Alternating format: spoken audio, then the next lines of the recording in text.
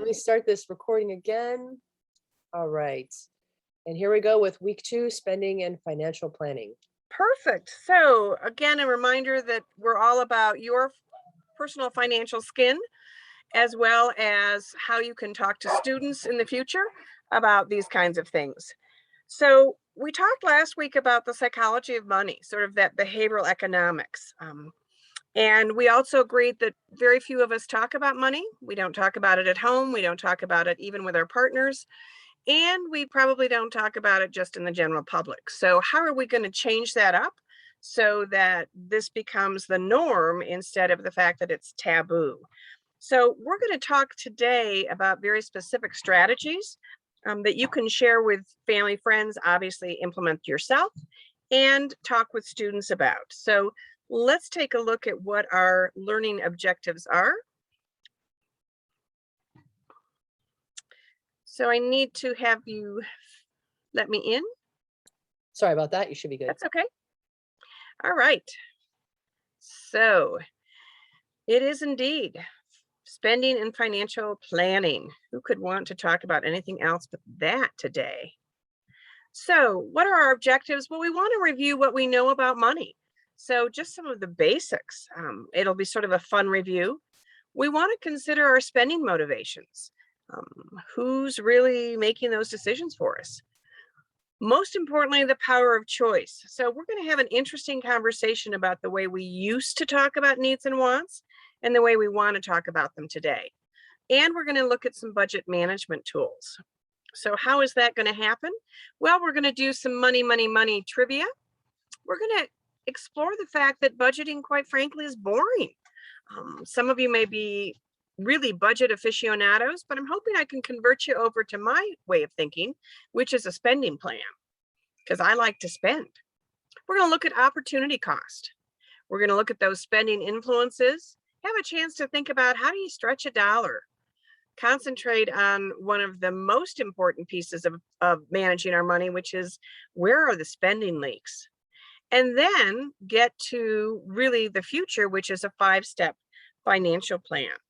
So we know that money makes the world go round. So I'm going to ask you to take a few minutes to engage in a friendly game of money trivia. And so if we can put that money into the chat box, and if it's possible, I'm not able to show that on my screen because I don't have it attached to this particular screen. So hoping that everybody can access that money.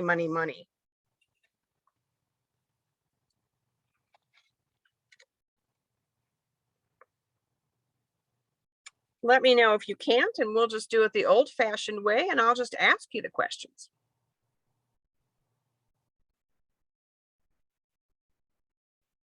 Ashley, are you able to access that? It downloaded. I'm just trying to find it now. Okay. And Jaime, how about you? Can you find that form? I got it open. Excellent. All right. Well, then I will stop talking and give you some chance to get your brain cells wildly activated.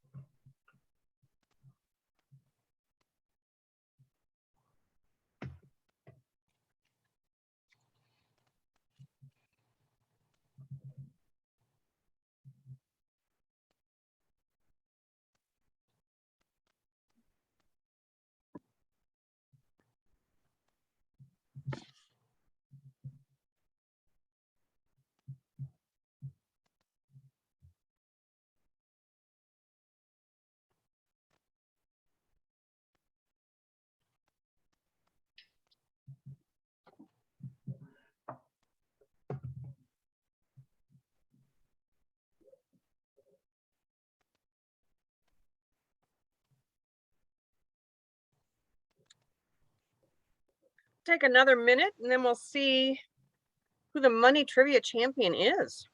Some fierce competition.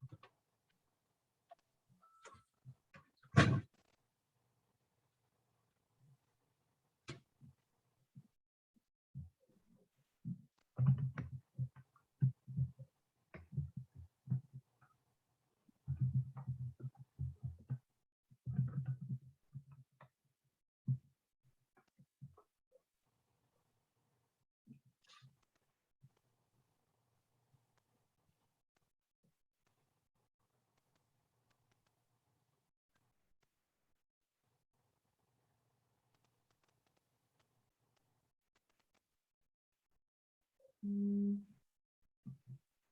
more seconds, and then you'll be able to be the absolute highlight of your weekend barbecue with these answers.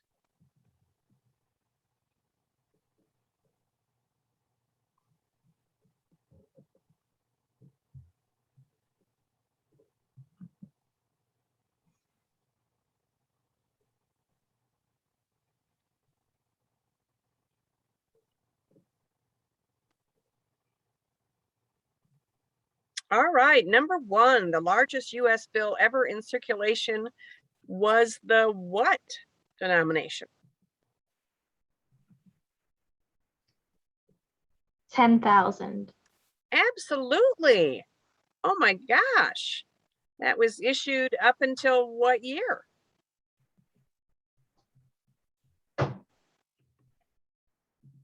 $1970. Oh, only half a point. 1945. As of May 30th, 2009, there were only 336 of these large bills known to survive. So be on the lookout when somebody gives you some change back. See if they made a mistake and gave you a 10,000 instead of 100. All right. It wasn't until what year that the motto "In God We Trust" appeared on the US paper currency? Jaime, do you have a guess? I'm completely clueless here. All right. I don't know anything. That's okay. You can be that way. Ashley, what do you think? I said 1960, but it's a complete guess. I have no idea. You are so close. You're on a roll, my dear. It was 1957. So now think about stacking up a whole bunch of dollar bills a mile high. I'm in Denver, so I am a mile high. How much would they be worth if you had a mile high stack of dollar bills? What's your 1 guess? billion. 1 billion. 1 million? Okay. No, I do you said 1 billion. 1 Oh, billion. 1 billion. B as in boy. All right, 1 billion. Ashley, what's your guess? I wrote down trillion.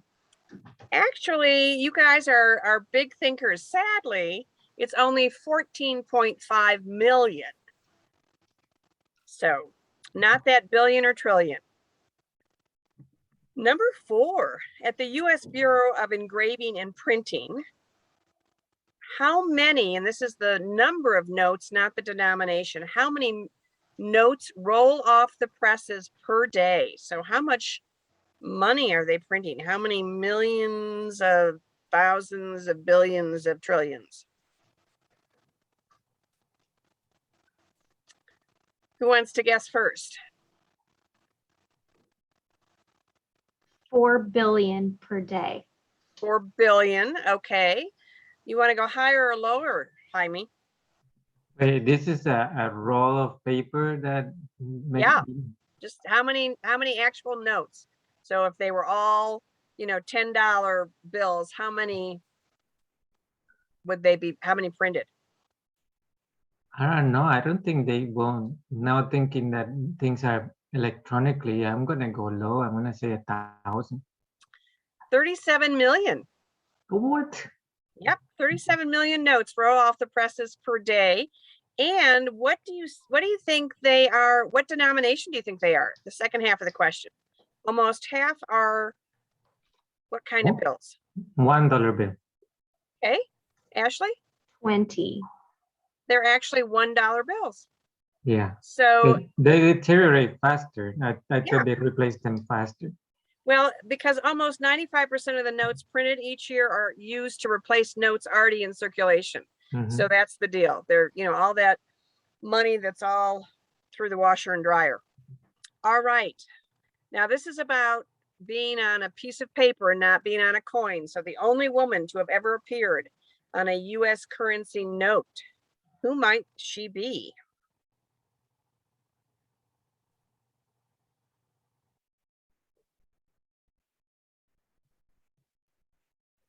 Ladies first, Ashley. What do you say? Well, I put, and I probably can't pronounce it, Sacagawea, but I think that's wrong now. And now Right. I'm thinking Harriet Tubman, or that What do might be in the future. I don't know. What do you say, Haim? Well, I had second year, but Sacagawea, yeah. yeah. So it's Martha Washington because Sacagawea shows up on coin. So Martha Washington, George's wife, was actually the only woman. She was on the $1 silver certificate in 1886 and 1891. And then she was relegated to the back of the silver certificate in 1896. But no other woman has ever shown up on a bill. And yes, Ashley, there's future talk of Harriet Tubman showing up, but nobody but Martha. So the bonus question, the term piggy bank originated from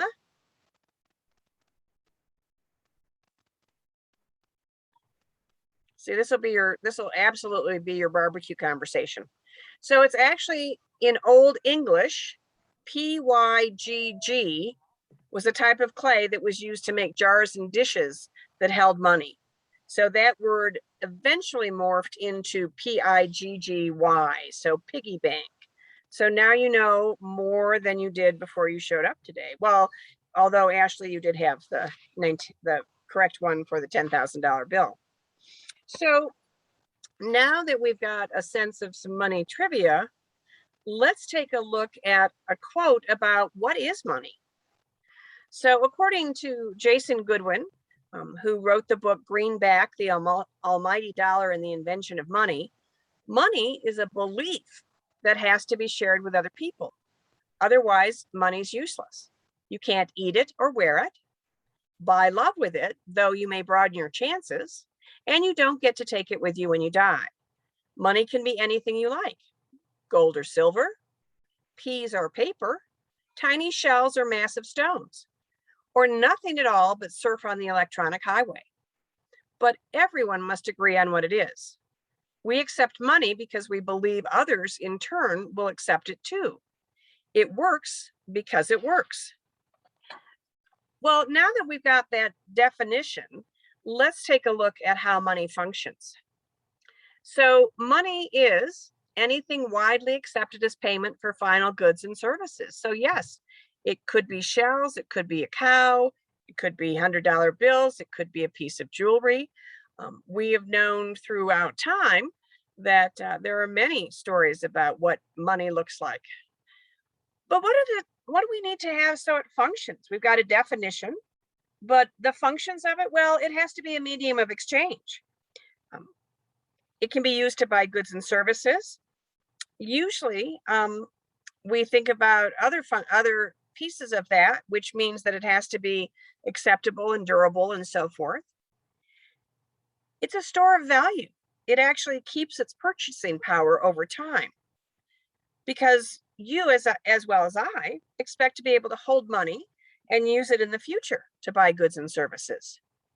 And it's also a unit of account. It indicates how much different goods and services are worth. So here in the United States, we talk about dollars and cents. In other foreign countries, it's rubles and pounds and so forth. Well, in order for it to actually be able to function as money, it has to have characteristics. These are very unique to money. The first is that it must be easy to carry. So it's got to be portable. Some little history: the people of Yap, which is an island in Micronesia, have used giant stone wheels called ray when executing certain exchanges. But those are heavy and therefore cannot be easily used to make daily transactions in a modern economy. I can't imagine wheeling around large stones. It must be divisible. So it has to be easily divided into small parts so that people can buy goods and services at any price. Well, during the American Civil War, the US government actually printed fractional currency notes to get around the fact that there was not enough coin in circulation.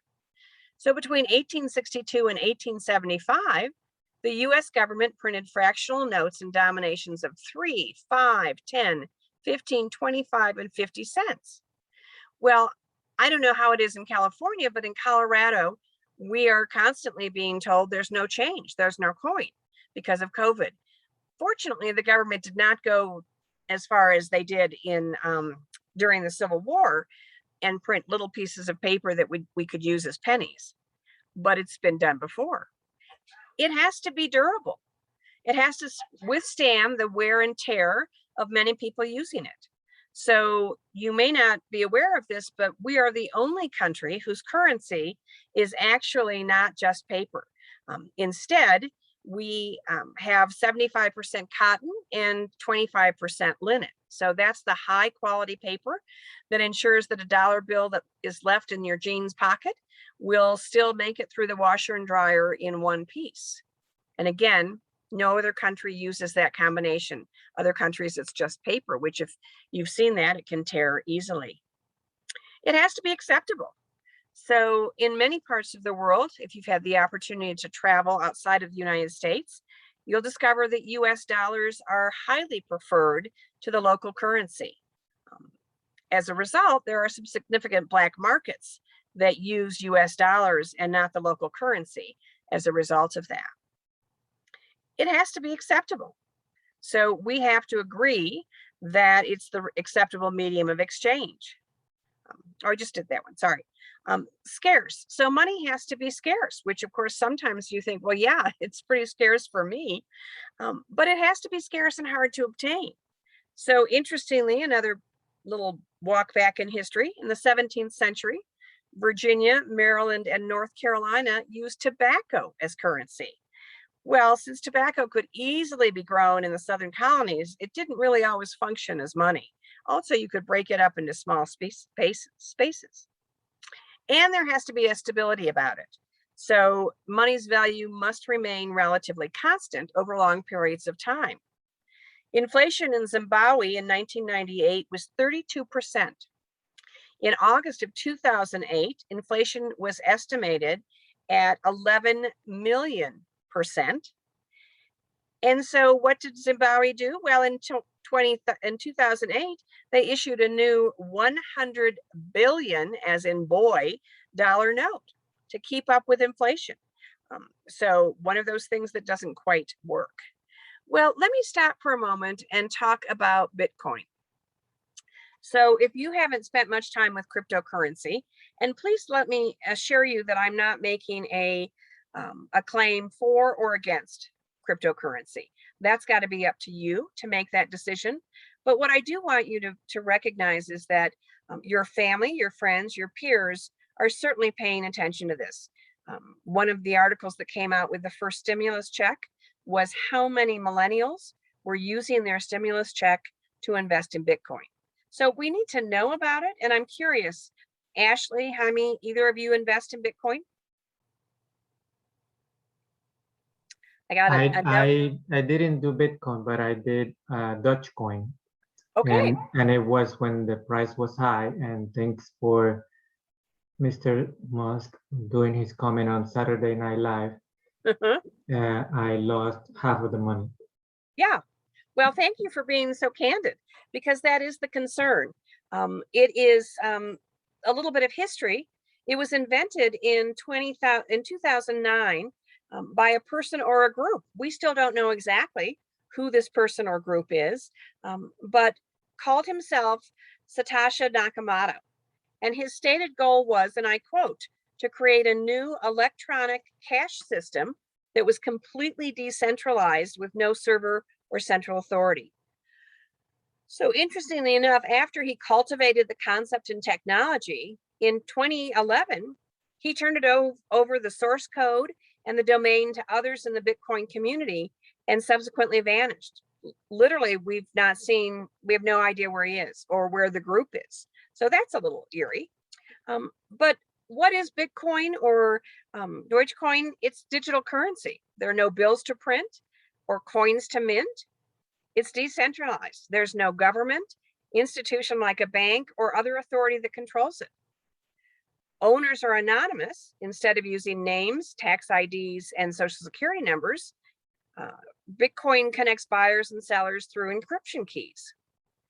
And it isn't issued from top down like traditional currency. Rather, Bitcoin is mined by powerful computers connected to the internet. So what determines the value of a Bitcoin? Well, it's ultimately the value of a Bitcoin is determined by what people will pay for it. And so in a way, it's the way stocks are priced. The protocol that Satoshi Nakamoto established dictates that only 21 million Bitcoins can ever be mined. So we think that about 12 to 14, no one's quite sure, million have been mined so far. So there is a limited supply like gold and other precious metals, but no real intrinsic value. There are numerous mathematical and economic theories about why Nakamoto chose the number 21 million, but no one knows. Another mystery. So without a permanent or central, or without a government or central authority at the helm, controlling supply, value is totally open to interpretation. So this process of price discovery, the primary driver of volatility in Bitcoin's price, also invites speculation and manipulation. So what are the risks? Well, there are legal and regulatory risks, but aside from those, as both an investment in currency, Bitcoin is risky.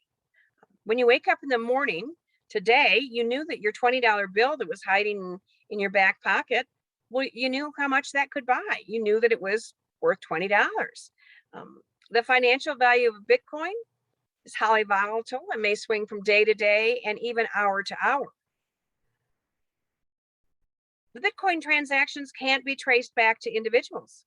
They are secured, but also obscured through the use of public and private encryption keys. So this anonymity can be appealing, especially with companies constantly stalking you and wanting to market other things to you. But it also comes with drawbacks. You can never be certain who is selling you Bitcoin or who's buying from you. So the opportunities for money laundering abound.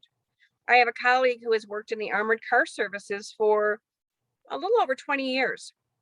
We recently got together and she was sharing with me that her new customers are asking her to place Bitcoin machines in very shady, sketchy parts of the country in very strange places and towns. Why? Drug dealers. Drug dealers are laundering their money through the Bitcoin machines. So there's a whole new level of wow for me. Theft is also a risk. So the Bitcoin subreddit is rife with individual stories and even established targets, exchanges or targets. So probably the first story I ever read was about a gentleman in New Zealand who got rid of his old computer, woke up in the middle of the night and went OMG, among other things, and went to the city and said, I need you to go through the city dump because I've lost $750,000 because I have my computer is in your dump. And they, of course, laughed at him and said, no can do. Should have thought about that. So that money gone because, again, it's strictly inside your computer, as it were. So MtGox was based in Japan, lost 750,000 of its customers' Bitcoins early on in 2014. And then in 2017, hackers took 60 million from NiceHash in December. So there are very few avenues for purchasing or pursuing refunds, challenging a transaction, or recovering such losses. Quite frankly, once a transaction hits the blockchain, it's final. So, Coinbase has been tested by a massive rise in interest in Bitcoin. They are struggling.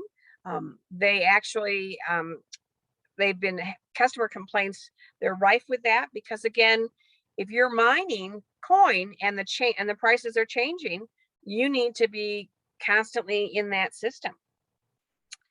Well, because Bitcoin is so new and decentralized, there's plenty of murkiness and many unknowns. Even the technical rules for mining are still evolving and are up for debate. Interestingly enough, the IRS views Bitcoins as property, not currency.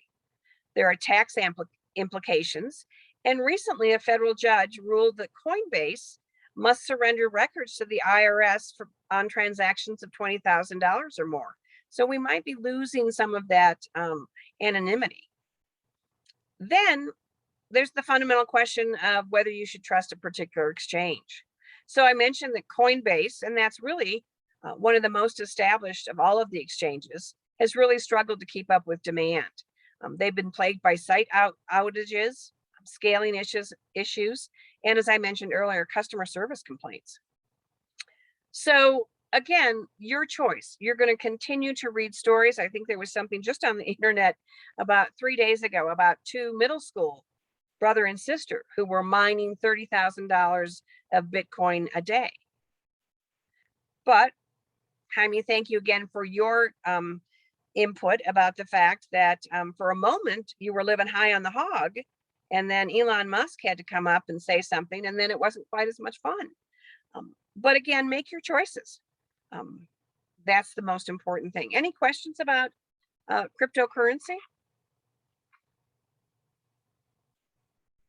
It's a conversation I do want you to have with people because it just needs to be talked about. Again, everybody thinks, this is the answer. Who am I to say it's not? But a conversation I really think needs to take place.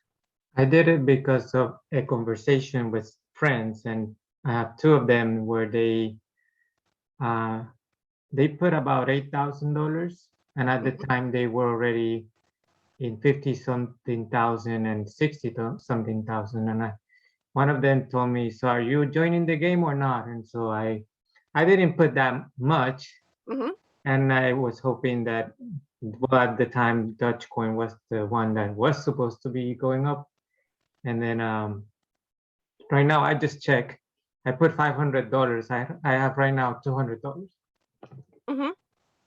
Yeah, well, thank you for that, because again, I'm not suggesting that you shouldn't do it, but I do think of all of the investments that I can think of, it carries the most risk. And I think it's from being a banker, because I believe in a centralized banking system that is the underpinnings of our economy.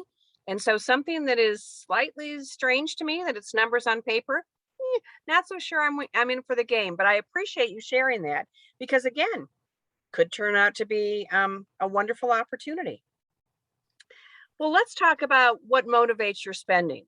I'm going to put a couple questions on the slide, and think about whether you ever ask yourself these questions.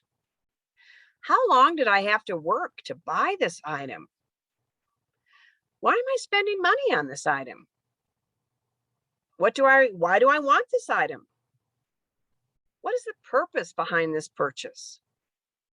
Is this purchase trying to make up for some area of my life that is lacking? Is there a cheaper alternative to what I want to buy? If so, why am I not willing to buy the cheaper alternative? Well, I'm going to suggest that I probably have asked myself this question after I purchased. I'm not so sure I ever asked myself before. So one of the things to think about is, what could I be asking myself? Because this laundry list looks a little bit too complex to me, seems a little bit into my psyche, but maybe I could think about something else. So that something else is really thinking about the fact that every choice I make comes with a cost.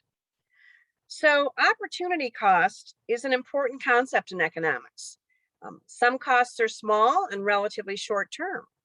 Others are significant. So recognizing the opportunity costs of your decisions can help you make more informed choices. So in all candor, 10 years from now, if you're asked what's the most important lesson you learned in a personal financial wellness workshop, I'm hoping you say opportunity cost, because it's the value of the next best alternative when you make a decision. It's what you give up. So understanding opportunity cost allows you to make decisions knowing both what you're getting and what you're giving up.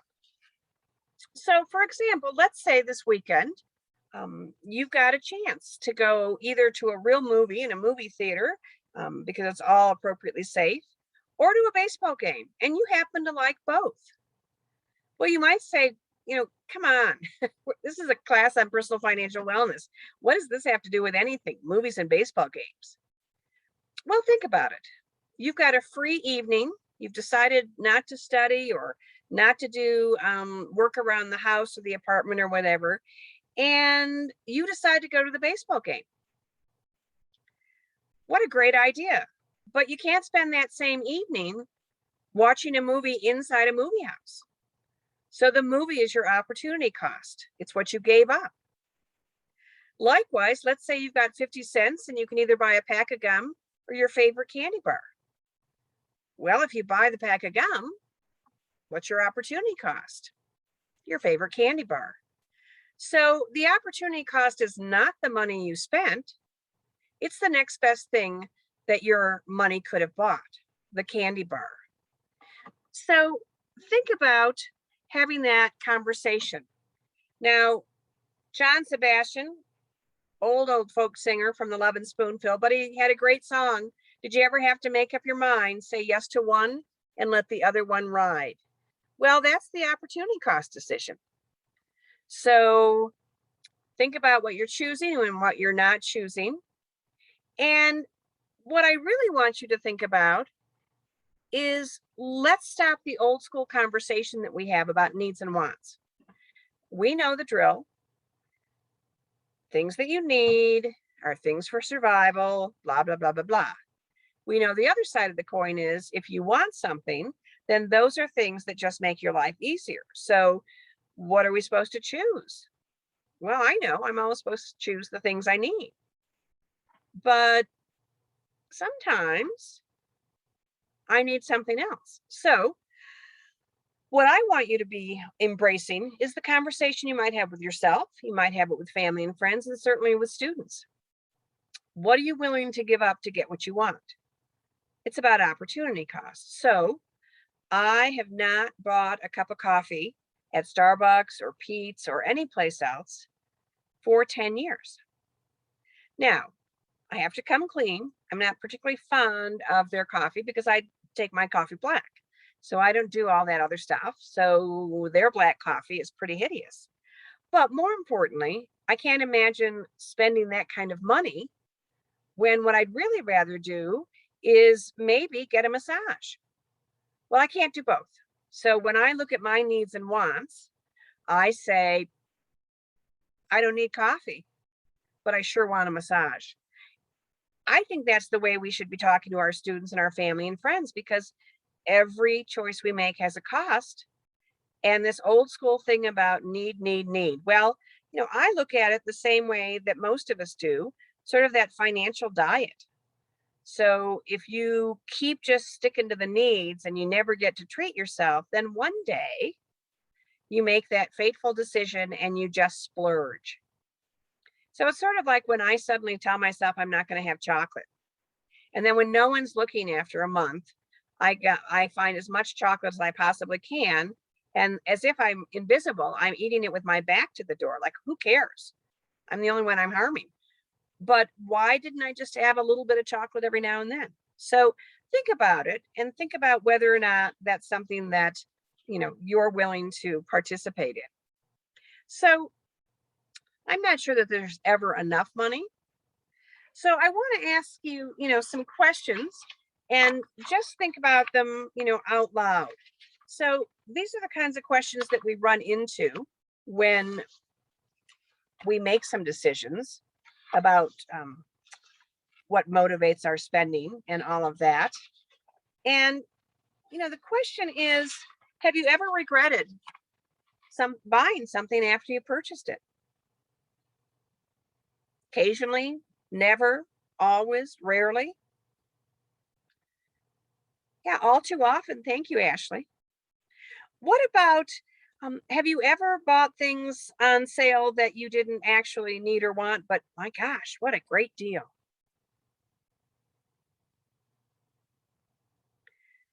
I haven't done that, but here's what I've done.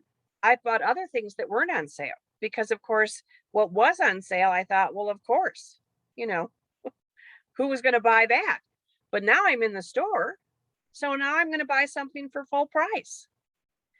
So those are some questions that we need to ask ourselves as we think about what am I going to spend on? What am I going to actually participate in?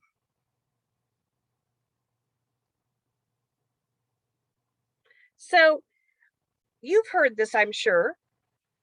We don't plan to fail, we fail to plan. So creating a fiscal plan takes time, focus, and persistence. So that's where I get to this point. Now, I know that budgets are the basic money management tool of all money management tools.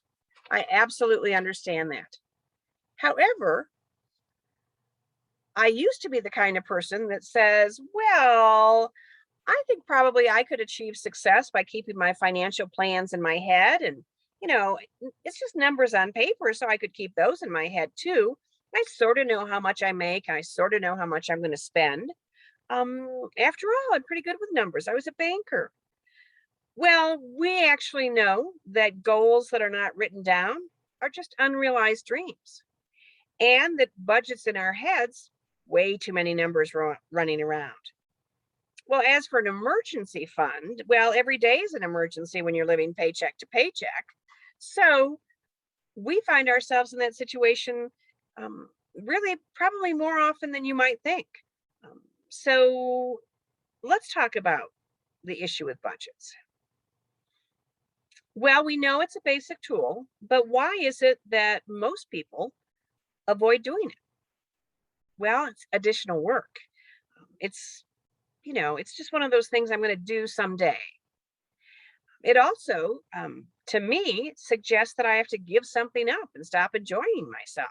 So sort of like if I don't really know what's coming in and going out, maybe I can just fake my way through it. Well, let's cut to the chase, because I think budgets are boring just by their very nature. They could create constraints. They infringe on my adult freedoms. I mean, I work hard for my money, so no one should tell me what to do with it, even me. I mean, let me just be free. They're time consuming. So for some of us, the list goes on, and it's negative, negative, negative. Well, you might not feel that way. You might have a budget and you're sticking to it, and I want to commend you for that. But I'm going to say for the rest of us, let's say no to the budget. Because here's the thought. What if we said yes to the spending plan? I'm just not talking a wordsmithing here. I'm talking about a whole flip the switch, because I don't like to budget. But I do like to create a plan that will give me a blueprint for my spending, because it's really the same process, but it gives me the sense that I'm really in the driver's seat, because I'm going to take my income and I'm going to distribute it through various funding streams to cover my expenses. So I'm going to be able to figure out how much I need to spend on my fixed expenses, things like rent and the bills that never change. Then I'm going to think about how much I have to spend on my periodic expenses, those things that might be, for instance, birthday gifts or holiday gifts or travel. And then I'm going to think about how much I get to spend on my variable expenses, like my groceries or my entertainment. So it is really a nice blueprint or a guide for spending. And in reality, when I've worked with young people and high school students, college students, and older adults, it does make a difference when you change the labels and the words, because it puts money management in the right light. So I mentioned the financial diet piece. Weight Watchers is one of the most successful programs in the world because they don't talk about diets. They talk about life plans. They encourage people to plan their meals, not to budget their intake, because they know that all of a sudden I'm going to fall off the diet wagon and just stuff myself. We have that same reaction when we do that constraint with our finances. So beginning today, I'm going to ask you to consider saying no to the budget. So there's a personal budget sheet that Maria's going to pop into the chat box. And what I want you to think about is that when you get a hold of that, and maybe you print it out, I'm going to encourage yourself to do something pretty liberating, which is cross through the word budget and replace it with spending plan. And I'm going to tell you that it makes the world a different place. But the personal budget that we have here shows income and then possible expenses. And then you do your reality check to see whether or not you've actually got enough cash on hand. Well, as you've been following along, you've probably been saying, yeah, I think she's just making up words because this is what I do with my budget. And you're absolutely right. Identify the list and sources of income. You may be surprised that this is the #1 issue that many people have just beginning because they don't really know what their income is. They don't have a way to think about it. They just know it comes in and it goes out. So this is the first place to help some of your family, friends, peers, students with the idea that, yeah, let's really get down to brass tacks. The next piece is, yes, identify the list and monthly expenses. Well, if you take a look at the budget sheet, you'll notice there might be a line item there that would surprise some of your family, friends, and students. The one I'm talking about is just third from the bottom. Between legal and entertainment, we've got something called savings. Interestingly enough, what research shows is that people who budget rarely put this as a line item. They're in their head, they're saying to themselves, you know, if I've got any money left over, then I'll put it into savings. We're saying, never happens. So this must be one of your fixed expenses. So you have a little bit of leeway, but let's say that what's your budgeted amount? Maybe it's $10 a month. Maybe it's $5. So important to understand that it's not about the money. It's not the amount. It's the habit. It's the fact that you have it as a line item and you monthly pay yourself first and you have it as a line item. So the amount, not so much. The practice, absolutely. And then step 3, this is that reality check to determine how much money you have left at the end of each month. And that's where we go back and we go, okay, can't spend so much in those variables. I'm going to have to stop eating lobster and steak and go back to ramen noodles. Because now we have to revise the plan if we don't have enough money at the end of the month to cover our expenses. Oftentimes we use the expression, we've got too much month left and no money. Happens to the best of us. So that's one of the things that we need to be thinking about. Let me stop and ask if you've got any questions about the difference between spending and budget. Does it sound sort of silly, like made up stuff? Or could you buy into having a spending plan instead of a budget?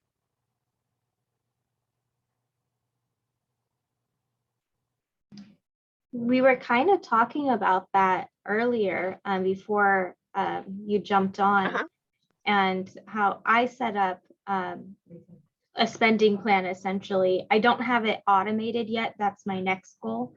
But I have money set aside for gifts, which you had mentioned, for health instances, for car instances, so like oil change, and I have basically savings goals for those. Once I hit like the deductible, then I don't necessarily need to put any more money towards that, and I could put it towards something else. Great. Yeah, absolutely. Sounds like you're on a roll. I encourage you to find, there actually are a number of tools on the internet, budgeting tools that are automated that you might want to take a look at. I think MtGox has something for you. But just even the exercise, even the opportunity to go through and really figure out what are my expenses. What I find with a lot of people, and I certainly have been there myself, is that at some point in time, it's so overwhelming that it's just easier to stick your head in the sand. So as long as I don't know, and I don't really have a clue, then I won't stress about it, which of course we know is actually counterproductive because we stress more because we don't know. So kudos to you for making that happen. Jaime, may I ask you, do you have a budget?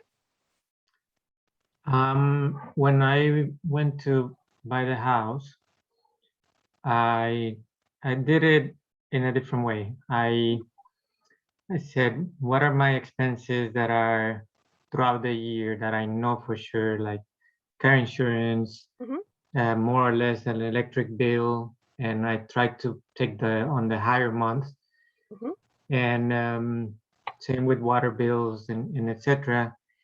And then I said, okay, so based on this, I have about this much expenses, and then it was, can I afford a house payment?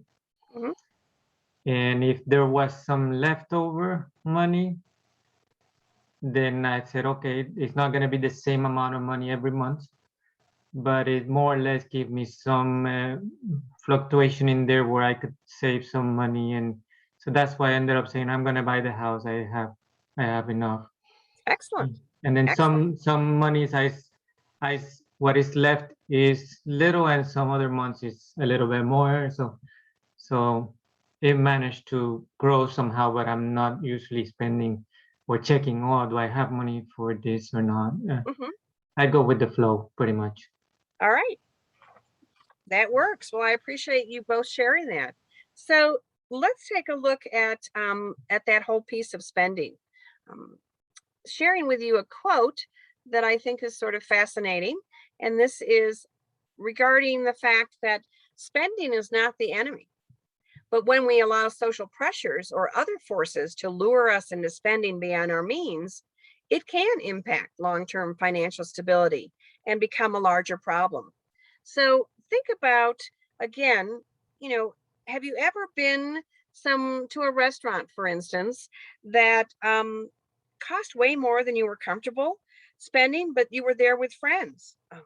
Or perhaps you went to an entertainment facility when your family wanted to go, even though it took every last cent you could scrounge up, and it meant less money for food for the week. Or possibly you've got that clothes issue going on. You spent more than you really needed to for a pair of jeans or shoes just because everybody else, who doesn't want to fit in? Well, perhaps one of the most common irrational beliefs that people carry around with them, sometimes without even recognizing it, is that their self-worth equals their net worth. It doesn't. A similar idea is that people won't like or respect you if you don't have the right stuff, whether it's clothes, the car, or even the electronic device formerly known as a phone. So peer pressure is alive and well, and especially with your students, because who doesn't want to fit in with people that you don't even know who they are, and you're brand new to the campus? So our routine, which can influence our spending, maybe we have a routine of grabbing coffee with our friends. It's our time to catch up, to connect. But have you ever actually put, pardon me, pencil to paper and realized how costly your routine is? Pardon me. So this is an activity I love to do with people of all ages. And it really starts with you saying to yourself, as well as to anyone in your sphere of influence, what's one thing that I do every week? Pardon me. What do I spend on? Maybe I stop by and buy a bottle of water. Maybe my tradition is to really enjoy Friday happy hour. Maybe I stop by on Thursdays and get my absolutely most favorite donut, because that's when they're fresh. So then I say, now that you have that item in mind, jot down the cost of it. And then start adding up. Get your calculator out. What's the weekly, monthly, and annual cost? Well, what am I talking about? Let's look at this. So this is a pretty tame Starbucks drink. It's not the fabulous Frappuccino, pumpkin spice, yada, yada. But if I have that once a week, $215. If I have it 5 days a week, that's $1,000. So without getting too intimate, you can sort of follow my chain of thought that once you drink it, it actually doesn't stay with you. So that's a lot of money that's going out, so to speak. I have a colleague whose wife was a 7 days a week Starbucks. She figured out when she decided to play this game with me that she was drinking close to $3,000 annually.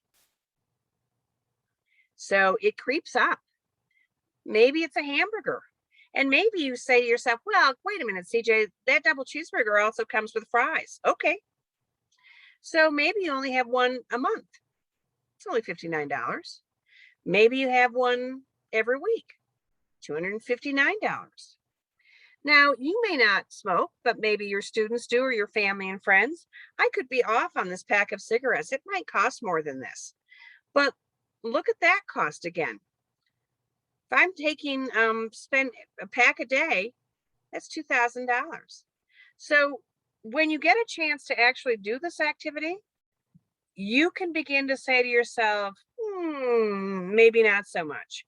So clearly for me, I decided it wasn't worth buying coffee outside of my house. Other people say, well, that's fine for you, CJ, but I like my coffee. And I say, absolutely. But what are you willing to give up to get what you want? So we've got a lot of spending influences. Social media has sort of wormed its way into every aspect of our lives. So let's take a look at what some of the stats show. The most influential products on social media. So Americans admit to buying these items and experiences after seeing them on social media. So clothing or accessories, health or beauty items, food or drinks, event tickets, vacation experiences. And why not? You see it, somebody gives it a high review and you're thinking, oh yeah. But according to the article that this particular survey was shared with, more than a third of Americans admit that social media has influenced their spending habits and that they overspend to keep up with their friends' fun. Meanwhile, 64% of Americans are wondering how their friends can afford the expensive trips and trends they're sharing online. So we know that online shopping has seen significant gains since the start of the pandemic. Recent reports find that 40% of consumers have increased their online spending to some degree. Food is the most popular item bought online, and 31% of Americans say they've ordered takeout. Hygiene is the next popular, and then clothing at 26%. So keeping up with your peers can be costly. And when you think about some more surveys, Gen X and millennials are most likely to spend on experiences because of something they saw on social media. And they are most likely to spend more than they can afford to do stuff with their friends. So it doesn't make it good, bad, or otherwise. It just makes it recognizable, the fact that, we've got social pressure. And that's one of the things we certainly want to help our students with, because it's really sort of hard to be the one that goes, I can't do the pizza tonight. And so instead we go, well, sure. And then we're thinking, I'm not going to be able to pay that bill. So is there a magic number that we should pay attention to when we're doing our budget? A lot of people think that there must be some incredible guidance out there. Let me share with you a couple different thoughts. And again, you're going to say, but CJ, I thought you liked that spending plan idea. And I'm going to say, yeah, I do, but I don't happen to have any influence with the Department of Labor, the Bureau of Statistics. So they still say budget breakdown. This is what I would say is really sort of the typical budget breakdown. Housing at 30%, transportation 18%, debt 10%, food 14%, household 7%, savings 10%, everything else 11%. Now, depending on where you live, this may or may not be at all realistic. You may be spending more, and that's what we certainly have found with the housing situation, that people are actually spending more than 30% of their budget on housing. And most economists would say that's a cautionary tale. Well, if you don't like this kind of a budget breakdown, here's another one. And as this says, no two budgets are alike, but you might want to consider this approach. So this particular approach says I'm going to spend 50% of my budget on essential expenses such as housing, utilities, transportation, and groceries. I'm going to take 20% and take care of my financial priorities, such as saving for retirement or paying down debt. I'm going to spend 30% on my lifestyle choices, such as dinner with friends, concert tickets, and travel. So this is the 30-20, 50-20-30, and I'm going to tell you I struggle with it because my hope would be that it would really be a 50-30-20, meaning that 30% would go to your financial priorities and 20% would go to lifestyle choices. But that's just me. And so the idea is, can you find something that works for you? Can you find some methodology that works for students? Any comments or questions about either of these budget stats, so to speak?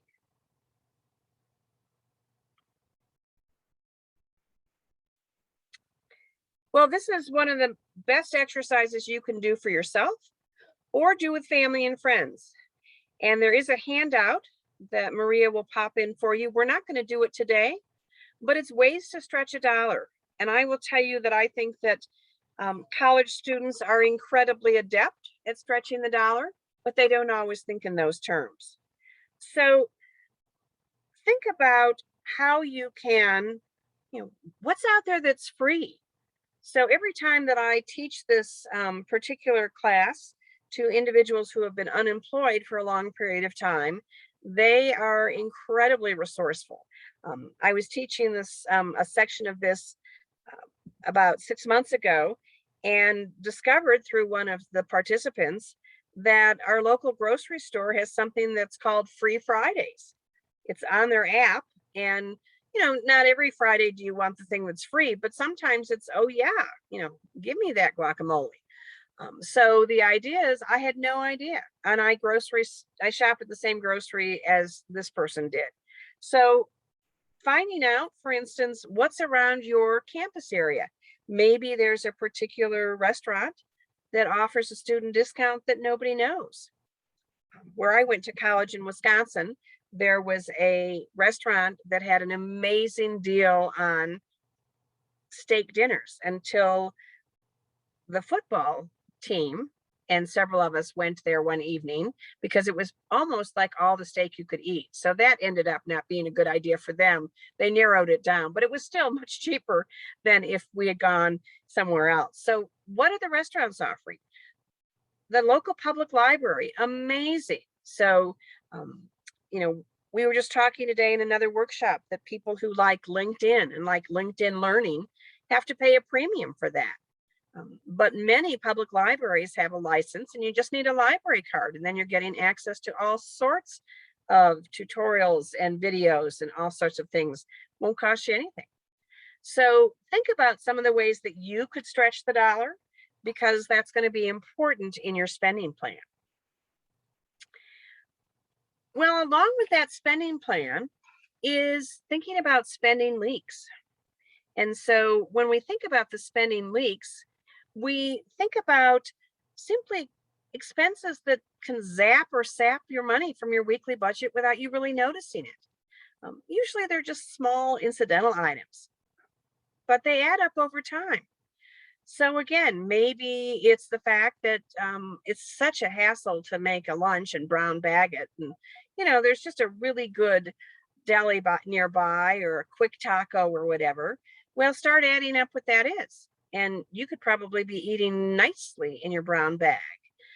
Maybe you've got avoidable utilities expenses, but you keep letting the water run and the lights on. Maybe you're one of those people that the minute you get to the point of sale, those wonderful little aisle pieces right by the cashier, that you become, because you're waiting, you're tired, you're hangry, and you become buying some of the weirdest items ever. You should take a look. I do a little study and research about what's at the point of sale at your grocery store or at Target or whatever. It's a lot of items that you'll never see anywhere else. And why? Because they're impulse. You buy them, some of the strangest beef jerky flavors and things like that. But oh, why not? I'll just pick that up and try it. So identifying the culprits is half the battle when it comes to plugging the holes in your spending, in your budget and your spending plan. So I'm going to challenge you this week to keep a spending diary, and we'll take that under advisement in just a moment. But as we wrap up, it's a 5-step personal financial plan that we need to start thinking about. And one of the things I want you to think about is the fact that you don't necessarily have to do it in these steps, because for me, I might be interested in creating my spending plan, but maybe I should go back and do step 2, create a current income and expense record. Yeah, I don't want to really look at an insurance plan. That's boring. So we have this in a circle because it's always fluid, and you don't have to start one place specifically. But in all candor, probably the place that we ought to start is creating financial goals so that we can actually begin to think about what is it we want. So how do we do that? Well, I'm going to encourage you to start thinking about your dreams for the future. This is another handout that Maria will put in the chat box. And remember that goals are dreams realized if they're written down. So once you write down your dreams, you can achieve them. So for instance, I was interested in going back to Italy. I had a chance to do that when my mother was alive. It was a trip of a lifetime. And I kept saying I'd get there someday. Well, someday never came until I got out the envelope and wrote Italy on it. And that was because a colleague of mine said, oh my gosh, I'm having a benchmark birthday. I want to go to Tuscany. Will you go with me? Well, fortunately, she gave me 2 years to plan for it. But I would sometimes decide that I would prefer to go out for dinner than save my money. And the days that I chose to stay home, I put that money in the envelope. I'm happy to tell you that I got the money I needed to get the ticket to go to Italy and spend 2 weeks in, started out in Florence, then a week in Tuscany, and then in Venice. But that someday had to be a written down goal. I had to see it. And I wouldn't have gotten there if I hadn't used some sort of a technique to make sure that that money was being put aside. But if you take a look, if you take a look at those goals, you know, what are your dreams within the next 3 months? What do you want in the next 6? What do you want within a year? And how many years from now, what do you want? Because once we get those dreams for the future, then the next piece that Maria is going to put in is your financial roadmap. So think about which of those goals are you going to tackle, and using this financial roadmap, what's the cost of that dream? And then how many months do you have to save? What's the monthly saving amount? Maybe what's the weekly saving amount? And once you have that roadmap, then you've got something to stick to. That begins to be a little bit of that financial plan. So let me go back to that financial plan piece. This is where I'm saying the first step is to create those financial goals. Then we can start creating that spending plan and thinking about how much do we have coming in? How much do we have going out? Where I'm going to sneak that trip to Italy in. Then we've got the opportunity to look at about an insurance plan. And Ashley, you were talking about you've already got money for the deductible and things like that. So you know when you can stop doing that and go do something else. But I mentioned that we started today talking about a spending plan because I do think that's really where most of us need to start.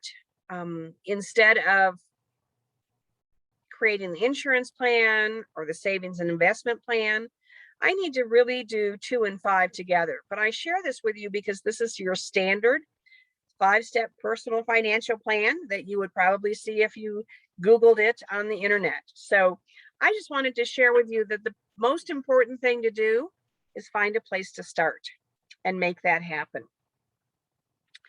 So your homework, your personal financial challenge, and then I'll stop and ask any questions that you might have. Let's recap though. Identifying your needs and wants helps you set realistic financial goals. But again, think about that opportunity cost.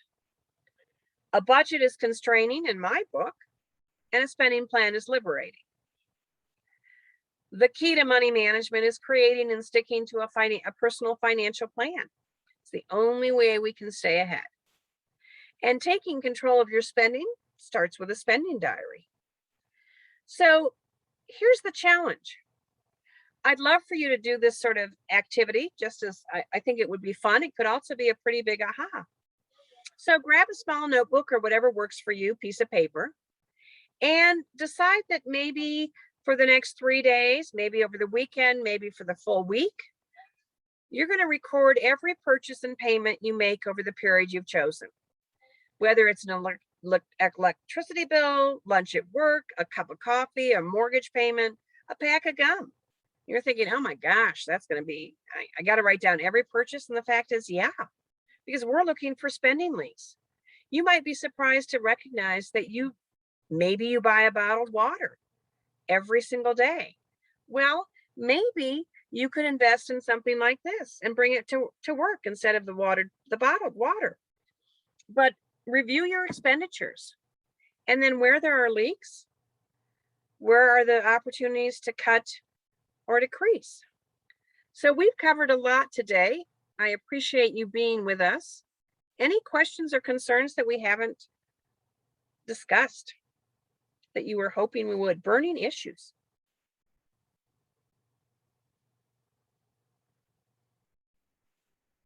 It's Cricket Thursday. No questions or concerns. Okay. So would love to hear, Ashley, did you get what you needed today? Did you get some affirmation, some new information, or? Some affirmations, and then some tools to help me better organize. The primary thing that I really need to focus on are the spending leaks. And like you said, that peer pressure, because we just moved here, moved to California from Florida, my husband and I, and now we're with all of our friends and family. And so since we haven't been here for 6 years, they're like, oh, we're coming to visit. Let's go out. Let's go eat. Let's go drink. Yeah. Let's go wine tasting. And so a lot of my money has been going to entertainment right now. So that's what I need to focus on. Yeah. Well, thank you for that, for sharing. Yeah. And that's a tough position to be in. Yeah. Hi, Jaime, what about you? Anything of value today? Well, my big issue has been kind of set up goals and try to do it. I had a $6,000 that I put on a CD many years ago. And in the period of 10 years, it only grew $200. And that's why I started talking to my friends and neighbors. Hey, where should I put this $6,000? Because this is a waste of time for only $200. And so that's where they told me, put it on Bitcoin, and this is the money that you've never been counting on. So if you lose it, it's okay. And I was like, for you, it's okay. Right. But definitely they were more gutsy and they did well. And by the time I had some guts to do it, I didn't put the whole 6,000, which I'm glad I didn't. Yeah, But I was, I think I need to make some decisions on take that rest of the money and put it to produce something. Yeah, and we'll talk about saving and investing next week. So hang on to that money for a while.